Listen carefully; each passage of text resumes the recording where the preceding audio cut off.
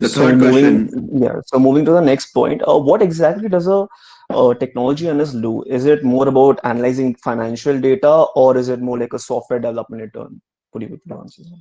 So technology analyst is basically entry level position at banks generally, and for credit Suisse it's the same. It's called technology analyst, but which means like you will be using technology to do something. That's the blunt line. So for the people that joined with me, most of them were working on different applications. They were working on building logics in Java, C Sharp, and making their banks applications more improving them on a day-to-day basis. But there were also people along with me who joined, which were involved in the data piece of it. So, for example, when I interned at Credit Suisse, I was part of a data analyst. I was responsible for analyzing data, bringing trends, and looking at the past history, seeing what the trend is trying to tell you. So, building stories out of it, building something that alarms the bank much in advance than waking up one day and losing so many people. So it's about the transactions that people were trying to publish and which were not getting executed on time. It was getting delayed. So this is all data, like even microseconds or minutes of delay. Minutes of delay can cause a lot of problem for any bank. So for example, what do generally banks do? So you invest money in let's say ICICI Bank, HDFC Bank.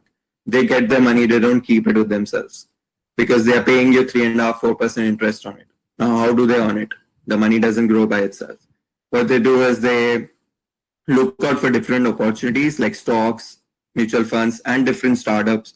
They try to balance, their investment to gain maximum. So, for example, if a bank is earning 10 or 11% on an average, that's why it's paying you 3% because it's taking 6 or 7% along with it. So, it's very important to understand how banks are making money and how do you get that 3.5% interest.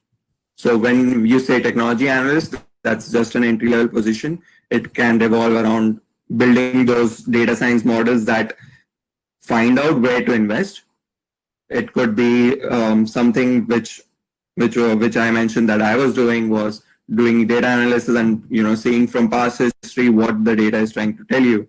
Um, that was one piece. And when I joined as a technology analyst full time, I joined in a team wherein I was responsible for making sure that the data is accurate, whatever data we are collecting from multiple sources. So, for example, there are HDFC has their website throughout the world, right? There are majority of the people staying in India, but there are many people who have their NRE accounts just like me, um, who have who are using these kind of applications throughout the world, but they have money back in India.